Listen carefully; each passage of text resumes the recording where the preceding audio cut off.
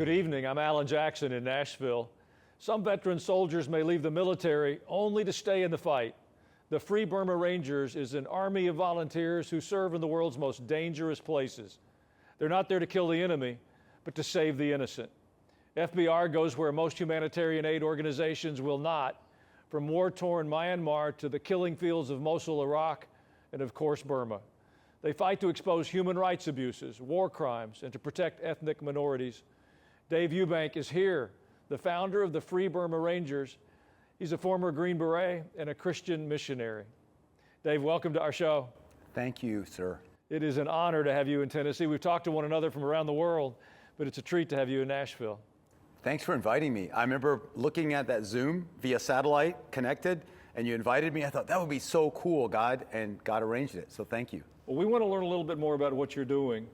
You know, most Americans probably couldn't find Burma on a map. And the world is full of dangerous, poor, war-torn countries. So why Burma? Well, Burma is, if you went halfway around the world, right through the middle of the world, you'd end up pretty much in Burma. Burma's between India and Thailand and below China. That's where it is. And why Burma? I grew up as a missionary kid in Thailand, which is next door. My mom and dad are 95 and 92, still serving in Jesus' name. And I went to Texas A&M University, was in the military, Rangers and Special Forces, and I felt led by the Lord to get out. And when I was getting out and getting ready to go to seminary in Fuller, Pasadena, a tribe in Burma came out of Burma, a tribal leader, because Burma's the longest running civil war in the world, 74 years. And this is about 31 years ago now, though. This tribal leader came out, and he was a Christian. And he said, we need Jesus, but we're a warrior people. Do you have a warrior, son? And there was a picture with me with a Green Beret, which is Special Forces. They probably thought I was the big normal kind. I'm the small kind. And send him. And I get a phone call. I was asking my wife to marry me for the third time, and she's no, no, no. I get a phone call. I pray, yes, Dad, I'm coming. I turn to my wife, not then my wife, and said, I love you so much, but I understand you don't want to marry me. I'm going. Within 1 week, she's like, I'm with you. Wow. And our honeymoon was in Burma. We have to go there extra legally, because the dictators control it. They don't let you go to that fighting area. So that was 1993. And the short answer is because God called us through these people. And well, the people called us and God confirmed it in our spirit. And we've been there for 31 years. What a remarkable story. You know, over the years, military dictatorships in Burma have murdered thousands of their own people and displaced many more. What's the current political situation like there right now? It's the worst fighting since World War II. The worst fighting that we've ever seen in Burma in our 31 years. I've lost 65 of my team members killed. I was wounded 2 years ago there myself. Many of our team wounded, hundreds wounded. And the situation is worse because before, the ethnic minority groups fought the dictators. Now these ethnic minorities actually allied with the United States in World War II against the Japanese, but we kind of left them behind. They never stopped struggling for their freedom. But what happened recently, 3 years ago, the Burman majority, from which the country is named, the Burman majority said, we're sick of the dictators too. They joined the ethnics. Well, that made a big opposition group, and it made the dictators realize they might lose power. So the dictators are supported by China, Russia, North Korea, Iran, among other countries. Weapons, ammunition, airplanes poured in because Burma has many natural resources. It's in a strategic location on the Indian Ocean. China and Russia both have their designs. And so all of these weapons came in, and the dictators turned it on their own people. So we've endured, every time I go, we have airstrikes against us, Russian MiGs, Chinese K-8 fighters, Hind attack helicopters, artillery. So it's quite brutal. That's the bad news. Over 3 million displaced in the last 3 years alone, millions more before. But the good news is, two parts. There's a unity in Burma between ethnics and Burmans. There never was before. And more people are open to following Jesus than ever before. Because they said, our old systems didn't work, our own belief ways didn't work. We called out to who? But when we called out to Jesus, he's with us. And one of my guys who was an atheist, he's Burman, half Chinese, actually half ethnic, university student, engineering, really bright, believed in nothing. He started joining our team. We trained him. You don't have to be a Christian to join us. You're going to hear a lot about Jesus, but all you do is do it for love. And he said, as you called out to Jesus, I called out to Jesus in my heart. And he answered me. And I remembered you told me, always pray before everything. On the last mission, there was people shot and wounded in front of me on an open field.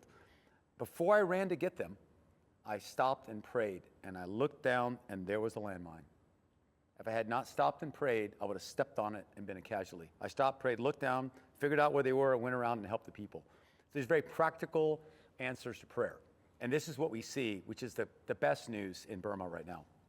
Where do you find the volunteers to serve with you? Because this is not easy duty. This isn't like short-term missions that it's a vacation with a little Jesus thrown in. Right. Well, our volunteers are mostly in Burma, sir. So their lives are on the line. They come from the people. We have 150 relief teams, about 1,000 rangers, but those are all ethnic Asians. They're all from Burma, fighting for their lives and their freedom, and they join us to serve. Our job is not to fight the enemy. We're not pacifists, but that's not our job. Our job is to help people. So most of the Rangers are local, whether that's in Burma. We also serve in Syria, Iraq, Tajikistan, Afghanistan. We have a small rotation into Ukraine right now. But it's all locals. And then the foreign volunteers who come, they come from all walks of life. We always say, if you feel God leading you, come and see if there's a fit. But we don't pay them. They have to find their own support, be led by God to come. We have all kinds. We have ex-military, we have artists, we have doctors, we have all kinds of people. That's remarkable. Your group operates in active war zones. You just listed several. They're constantly exposed to shelling, to ambushes, landmines, as you mentioned. Safety is a major concern. How dangerous do things really get? You said there have been dozens that have been shot. I mean, this is not a joke. No, it's not a joke. In fact, sir, if I think about it, it's hard not to cry because the team members that we trained, I'm the leader. I'm a leader. I'm involved in all their training. Those that came to the Lord, I probably baptized them. I did many of their weddings. And to have them die in my hands, sometimes in my, one guy, we had a Burma Rangers shooting us, advancing this way. We're trying to get everybody out, and the airplanes come bombing us this way.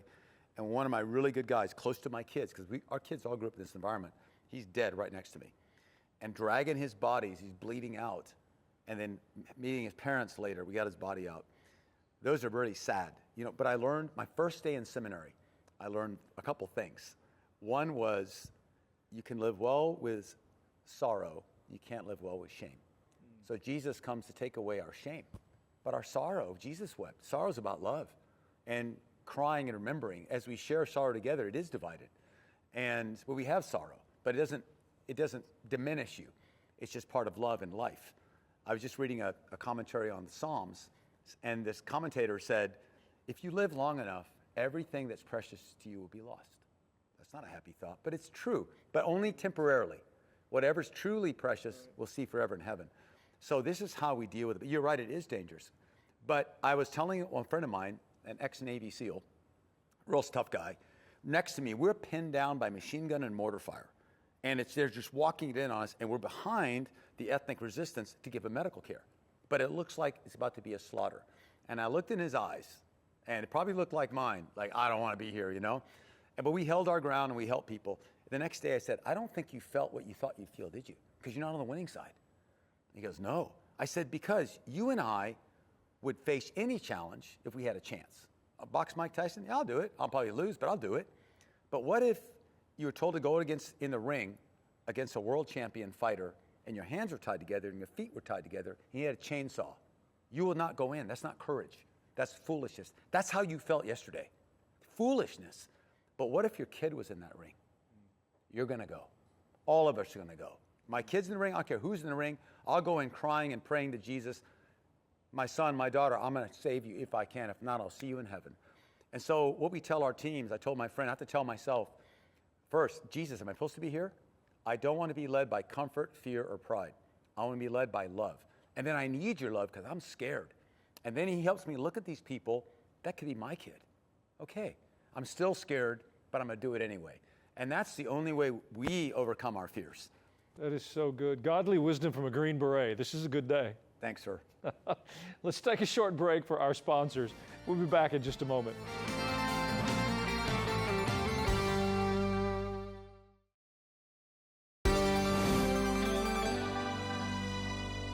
We're back with Dave Eubank. He's the founder of the Free Burma Rangers. FBR is a faith-based group, but you don't have to be Christian to join the ranks. Tell us a little bit more about your volunteers. I'm amazed at this group of people that stands with you.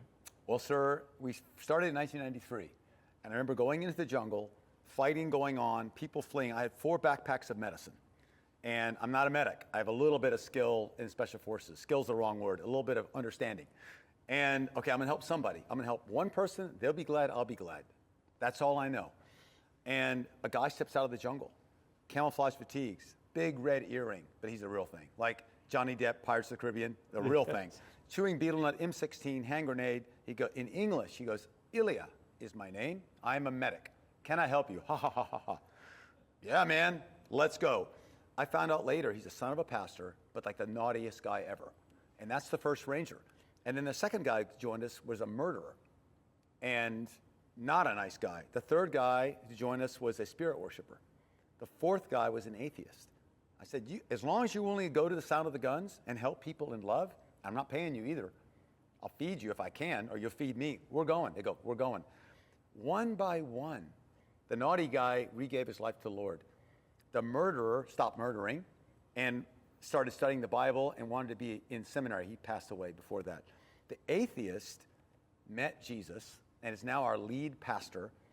The animist, spirit worshiper, had dreams of Jesus coming to him till finally he cut his spirit rings off, became a follower of Jesus. So that's how we started.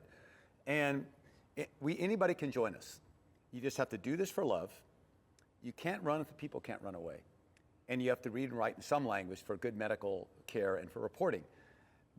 So we have maybe a third of the people who join us are atheists, agnostics, animists, Buddhists, Muslim. Come on. But we always are sharing about Jesus because he saves us. And in all our training, we have spiritual training, which is the gospel. You don't have to be there. Actually, you kind of do. But nobody walks out on it. Nobody. Not in a war zone. Nobody. When I was in Mosul with the Iraqi army who were Muslim, I prayed all the time. And at one point, God told me, get on your knees. And I was like, oh no, Christian nutcase, you know. But I knew that voice. I got on my knees, they looked at me, and I prayed. When I got up, the Muslim commander said, you are afraid of God like we are. We didn't know Americans were Christians. Wow. And then after being with them for a year, when I left to go to Burma and come back for a couple of weeks, I had to graduate a new relief team, came back into the battle, they said, we dared not move when you were gone because when you prayed, we felt God's presence. And the last thing I'll say about that is the Iraqi general at the end of the Battle of Mosul said, go back and tell the Americans, we love you, please love us. And thank you for showing us who Jesus is. So most people who stay with us become followers of Jesus and are baptized and we go together. About 99.9%, if they stay with us past a year, they're probably following Jesus, but they don't have to. Well, nobody has to. We all have to choose. Right. You lead them into places where bullets fly. That's a pretty good motivation. Yeah, we're all scared. No one's ever said, don't pray. Yeah. Well, you can't talk about Burma very long and not discuss the drug trade. It's the world's leading producer of opium, and it forms part of that infamous Golden Triangle. So how does drug trafficking comprise your efforts? How does it influence what you're doing? Well, the very first tribe that invited us to go were the W.A., number one producers of narcotics in Burma. They're their own ethnic little warlord army, mostly ignorant in the sense of this is all I know. As one WA leader told me, you have your nuclear weapons, that's what keeps your country safe. We have drugs, we sell it and buy weapons. Because you'll never help us fight the Burma army. And with these weapons, we don't have to fight the Burma army. They got a little bit of a point. But they know it's a dead end. But it's a huge problem. Opium, amphetamines, not only in Wa State, Burma, but also Shan State, the northern part. And the dictators provide a huge amount of their income from that. So they're all in it together. And our job, we're not policemen, so we don't fight the drug trade. But it impacts everything around us. It arms the dictators with money to attack us. And it destroys the lives of young people and old people there. And of course, when it's exported out, it hurts people around. So it's a big problem. And I have a prayer request to you. I was approached by a neighboring country, not the United States, a neighboring country there that said, can you help us with the drug war? I was like, that's not our job, you know? But I want to help. I don't know how to help. So that's just really a prayer request that God would give us wisdom, like you talked about earlier. How do we help these neighboring countries, but in the way God wants us to, about this problem? I don't have an answer right now. Well, we have a group that comes every day to the church for 2 hours to pray. Thank you. We will put that in before them, I assure you. Thanks. Give us a little bit of an update on what's happening in the ground in Iraq and Syria today. We hear the news, but it's not a complete story. Right. So we were there when ISIS started, pretty much. And we were invited there, and we worked with the Kurds, and then later the Iraqi army in Iraq, and then later with the Kurds in northeast Syria. We still have an ongoing ministry. We have a small little home and base there with local believers, including one unbeliever, one Muslim, and the other two are Christian on our team.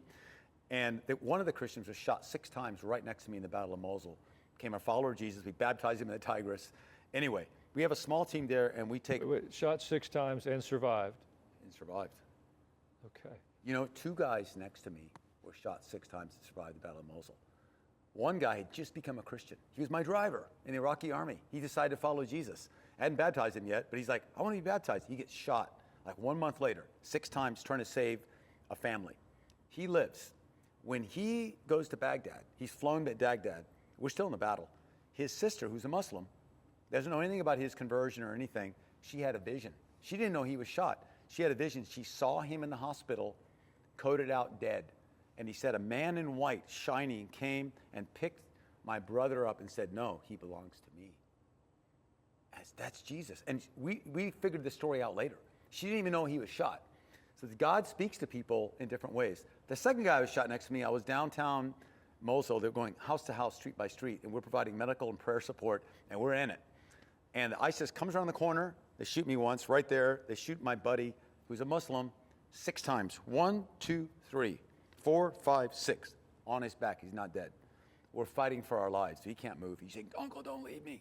And we're just, that moment I did fight ISIS, point blank. Able to stop them, get around. Long story short, he survived.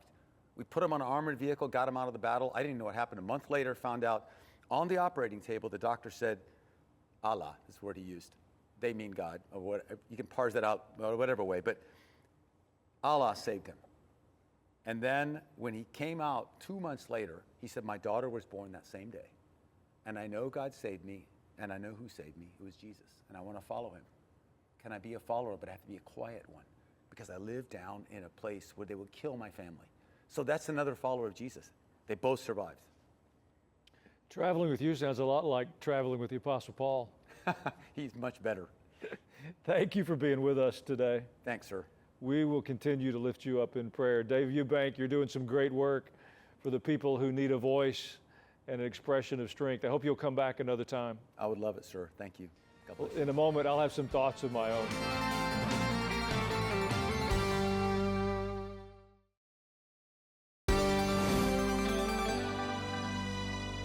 You know, in America, we talk a lot about spiritual conflict. It's kind of a theoretical construct. When you meet somebody like David Eubank and you hear about the Free Burma Rangers, you realize there's some very tangible characteristics to the spiritual conflict in the earth. The only way that makes sense is if you believe in eternity. Folks, it's so easy to get totally captivated by what we're doing in time. The things on our calendar, the things on our to-do list, the things that we think steal our joy or make us happy. It's a powerful reminder that there is a spiritual battle in the earth and that eternity is in the balance. Please don't be afraid to share the good news of your faith with the people around you, the people you work with your family. It's not always simple. Sometimes it leads us into places where there's conflict, but the outcomes of telling the truth are worthwhile. If we can be awakened to that reality again, I believe we'll see God's mercy and grace poured out upon our nation once again. With that, there are more reasons for hope than despair. When we return, I'm going to read some of your emails.